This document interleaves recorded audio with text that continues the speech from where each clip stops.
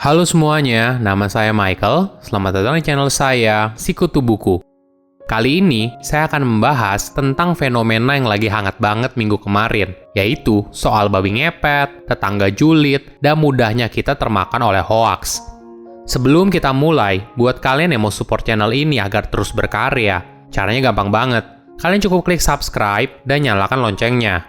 Dukungan kalian membantu banget supaya kita bisa rutin posting dan bersama-sama belajar di channel ini.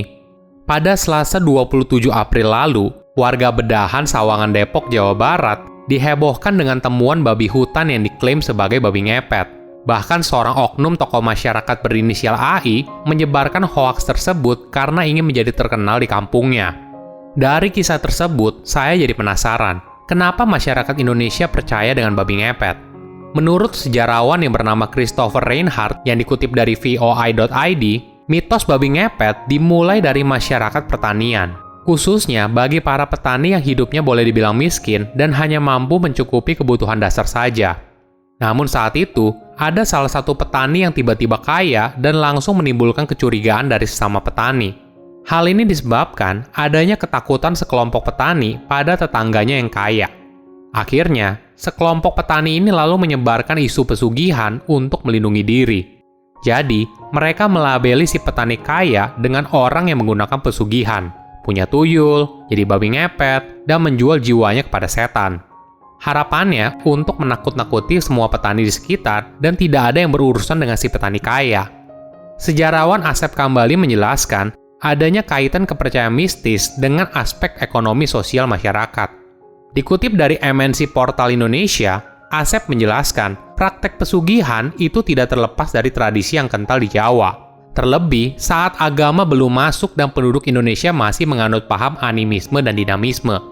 Kedatangan VOC menandai paham ini ada di Indonesia. Di saat itu, banyak priai yang sengsara. Penduduk Indonesia hanya bisa hidup enak kalau mereka bisa dekat dengan penjajah. Karena itu, banyak warga yang terasingkan dan terbelakang baik secara pemikiran, pendidikan, hingga ekonomi. Jadi, kalau boleh dibilang, kondisi ekonomi dan sosial pada masa itu membuat masyarakat percaya pada hal yang berbau mistis dan berusaha mencari cara keluar dari kondisi yang mereka hadapi sekarang. Menariknya lagi, fenomena babi ngepet di Depok merupakan sebagai bentuk frustasi sosial. Menurut Kepala Pusat Studi Desentralisasi dan Pembangunan Partisipatif FISIP Universitas Padjadjaran, Dr. Ahmad Bukhari yang dikutip dari tribunnews.com, frustasi sosial ini muncul karena kejenuhan dan kebuntuan masyarakat terhadap orientasi ke depan atau hari esok di tengah kondisi himpitan dan ketidakpastian ekonomi. Hal ini wajar saja, mengingat Indonesia masih berada dalam kondisi pandemi COVID-19 dan tidak semua orang punya privilege bekerja dari rumah. Banyak juga yang terpaksa kehilangan pekerjaan sebagai dampak dari pandemi COVID-19. Hal ini lalu membuat masyarakat menjadi irasional dan percaya pada hal yang mistis seperti babi ngepet, tuyul, dan sebagainya. Dari video heboh di Sawangan Depok, lalu muncul di berita seorang tetangga julid yang menuduh tetangganya merupakan babi ngepet di wilayah yang berbeda. Ibu itu beralasan kalau dia sudah memantau tetangganya yang pengangguran, tapi punya uang yang banyak.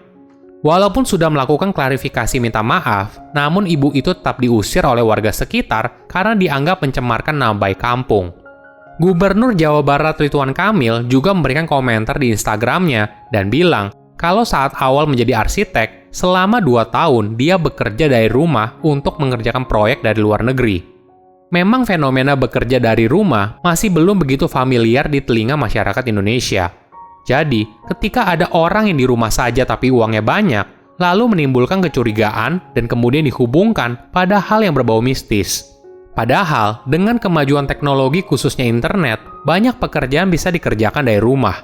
Jika dulu banyak pekerjaan didominasi oleh pekerja gig ekonomi, namun sekarang banyak karyawan di perusahaan juga bekerja dari rumah sesuai dengan anjuran pemerintah untuk mengurangi penyebaran dari virus COVID-19.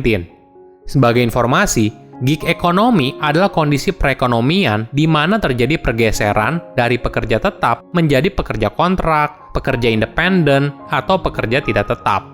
Perusahaan dan pekerja juga mendapatkan manfaat dari kegiatan ekonomi ini. Di satu sisi, perusahaan hanya mempekerjakan karyawan dengan keahlian tertentu saat dibutuhkan saja.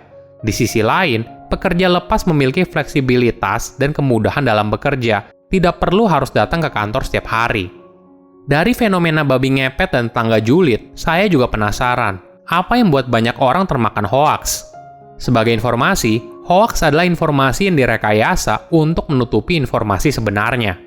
Fenomena hoaks ini sebenarnya dari dulu sudah ada, namun di zaman digital seperti sekarang, penyebarannya menjadi sangat masif dan berlangsung sangat cepat. Lalu, kenapa orang mudah percaya pada informasi yang belum diketahui kebenarannya? Menurut Lara Sekarasi PhD, dosen psikologi media dari Universitas Indonesia yang dikutip dari kompas.com, orang lebih cenderung percaya hoaks jika informasinya sesuai dengan opini atau sikap yang dimiliki. Misal, seseorang memang sudah tidak setuju terhadap kelompok tertentu, produk, atau kebijakan tertentu. Ketika ada informasi yang dapat mendukung opini dan sikap tersebut, maka dia mudah percaya. Kembali lagi ke fenomena babi ngepet. Saya rasa, pada dasarnya mayoritas warga yang ada di sana sudah percaya kalau ada fenomena babi ngepet. Jadi, ketika informasi itu disebarkan oleh tokoh masyarakat, maka membuat warga di sana menjadi semakin percaya. Laras menambahkan, secara natural, perasaan positif akan timbul di dalam diri seseorang ketika ada yang mendukung apa yang dia percayai. Perasaan tersebut juga menjadi pemicu seseorang dengan mudahnya meneruskan informasi hoaks ke pihak lain. Inilah yang kemudian video penangkapan babi ngepet menjadi viral di grup media sosial. Selain itu, biasanya penyebar hoaks menggunakan kalimat dari grup sebelah. Hal ini untuk memberikan kesan, kalaupun informasi itu salah, bukan tanggung jawab si penyebar, karena dia hanya sekedar menyebarkan saja. Alasan lain karena terbatasnya pengetahuan. Orang yang mudah percaya pada hoaks karena mereka tidak memiliki informasi pendukung sebelumnya. Kembali ke kasus babi ngepet, kejadian ini bermula saat ada laporan dari salah satu warga yang kehilangan uang 1 juta rupiah selama 2 kali berturut-turut. Kejadian yang dialami oleh warga sulit dijelaskan, sehingga langsung dikaitkan dengan hal yang berbau mistis. Kondisi ini lalu membuat warga berjaga di rumahnya masing-masing. Hingga akhirnya, ada beredar informasi kalau babi ngepetnya berhasil ditangkap oleh seorang tokoh masyarakat. Mungkin kita tertawa saat melihat ada orang yang termakan hoaks babi ngepet. Tapi sebenarnya, tidak ada yang imun terhadap hoaks. Mungkin saja kita tidak termakan oleh hoaks babi ngepet, tapi bisa termakan hoaks yang lain. Ingat, tadi sudah dijelaskan 2 alasan utama seorang termakan hoaks. Ketika kita mendapatkan informasi yang sesuai opini atau sikap yang kita miliki dan keterbatasan informasi. Jadi, seharusnya kita lebih kritis dalam menerima informasi. Apalagi kalau informasi itu mendukung apa yang kita percayai atau malah informasi yang tidak kita pahami sebelumnya. Tidak semua informasi yang kamu baca itu benar. Penting untuk selalu mencari bukti, mengajukan pertanyaan yang tepat, dan berpikir kritis saat menerima informasi. Silahkan komen di kolom komentar pelajaran apa yang kalian dapat ketika tahu informasi ini. Selain itu, komen juga mau tahu informasi apa lagi yang saya review di video berikutnya. Saya undur diri, jangan lupa subscribe channel YouTube Sikutu Buku. Bye-bye.